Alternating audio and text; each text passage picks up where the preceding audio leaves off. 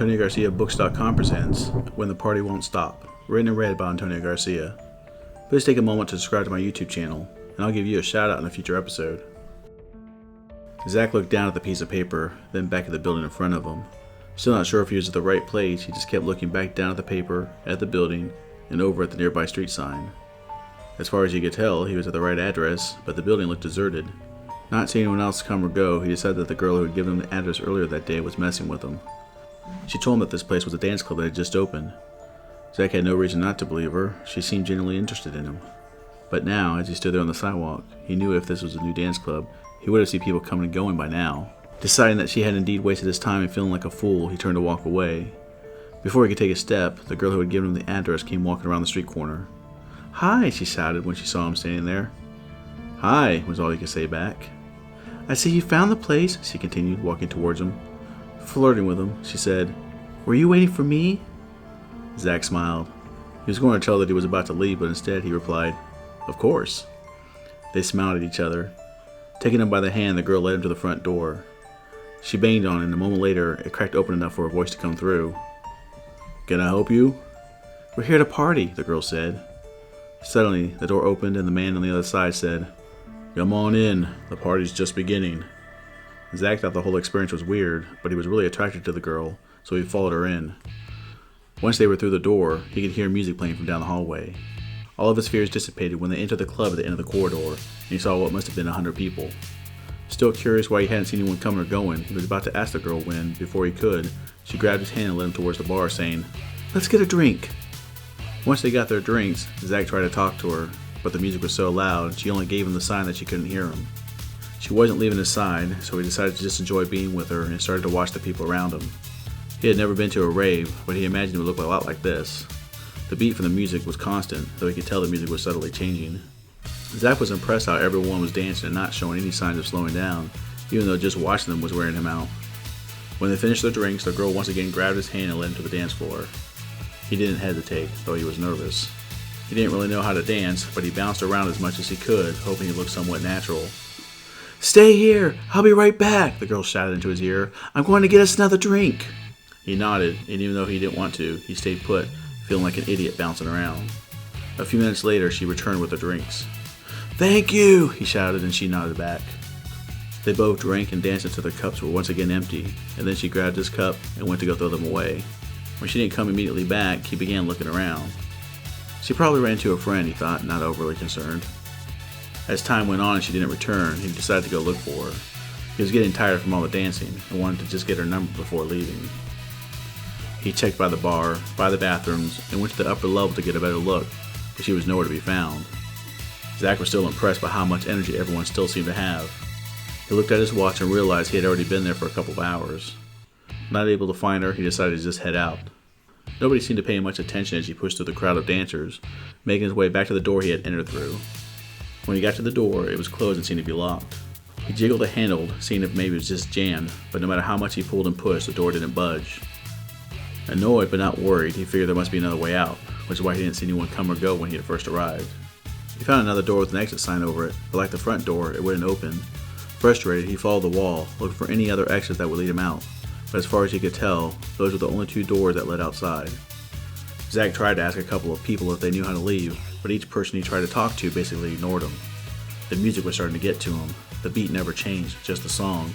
It was quickly becoming a constant pounding in his head, and out of instinct, he covered his ears trying to block it out. He walked up to the bar and tried to get the bartender's attention. "What are you drinking?" the bartender yelled above the crowd. "The front and back doors are locked," Zack asked in reply. "What are you drinking?" the bartender asked again. Zack repeated his statement, but the bartender only seemed to get annoyed. "What are you drinking?" the bartender asked, noticing that there were more people waiting for drinks. Frustrated, Zack asked, "Where is the exit?" The bartender pointed towards the front door, and then walked away to help others that were waiting to order. Zack walked around and tried the doors again, getting the same results. He walked to the higher level, hoping he could see which door the people were coming and going from. From where he was at, he could see both doors, but for a full hour he didn't see a single person leave or enter. While he waited, he pulled out his phone to call a friend. All he got was a no service sound. He looked down at his phone and saw that he didn't have a signal. "What the hell?" he said. Becoming angry, he stormed back down to the bar. He was determined to get some answers. Once he got the bartender's attention again, he said, "Where's the exit?" The bartender pointed towards the front door like Zack knew he would. "That door is locked," Zack yelled, but the bartender didn't seem fazed. "What do you want to drink?" the bartender asked, ignoring Zack's obvious frustration. "What the hell is wrong with you?" Zack yelled. "I want to leave, but your doors are locked." The bartender seemed to completely ignore what Zack was saying. "What do you want to drink?" the bartender asked again. Thoroughly annoyed, Zack just turned and looked for another employee. He knew there should be at least a bouncer or two, especially with as many people that were there. After roughly 20 minutes of walking around, he didn't find another single employee. It was like the bartender was the only one working. Zack covered his ears. The music was really adding to his stress. He couldn't hear himself think. The crowd dancing all around him only added to his lack of ability to focus. Everything was starting to become a blur. The music, the crowd, the inability to escape. It was all overwhelming to him. Like a rat in a cage, he went back to the doors and tried again, this time banging and kicking them. Not only the doors not open, but no one seemed to notice or care what he was doing. He needed a drink. He walked over to the bar again. "What are you drinking?" the bartender asked, as if this was the first time he'd ever seen Zack. Feeling a sense of apathy, Zack ordered a Jaeger bomb and a beer. He quickly downed the shot and drank some of the beer. When he was almost done with his drink, anger overtook him along with an idea. Maybe he can get himself thrown out. With all of his might, he threw his ball behind the bar, shattering the glass along the wall as well as 2 shelves of liquor. No one seemed to notice. Zack stood shell-shocked. His shock was interrupted when the bartender walked up to him and asked, "What are you drinking?" Zack just stood there staring at him. He didn't know what to do. He slowly turned in a circle, only to find that nothing had changed. People were still dancing. No one made eye contact with him. They only kept dancing. The dance club became a blur. He couldn't focus on anything. Everything was spinning. He walked away from the bar and headed towards the bathroom. No one was in there when he busted through the door and went into a stall. He threw up, but that only seemed to make him feel worse. Not able to take the swirling world anymore, he sat down on the toilet seat, closed the door, and passed out. While he was unconscious, a couple of men in white lab coats walked in and started rotating the people that were there with a fresh group. The outgoing group were exhausted, but the incoming group were excited to earn the cash they had been offered just to dance for a few hours. A group of workers quickly came in and replaced the mirror, sweeping up the glass on the floor too.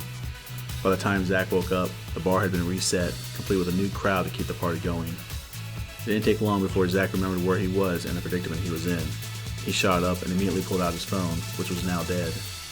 When he walked out of the bathroom, the music was still going as before, and everyone was still dancing. He had no idea how long he had been out. With his phone dead, he had no clock, and when he looked around, he didn't see a clock on any of the walls, and when he tried to ask some of the people there, they just ignored him and kept dancing.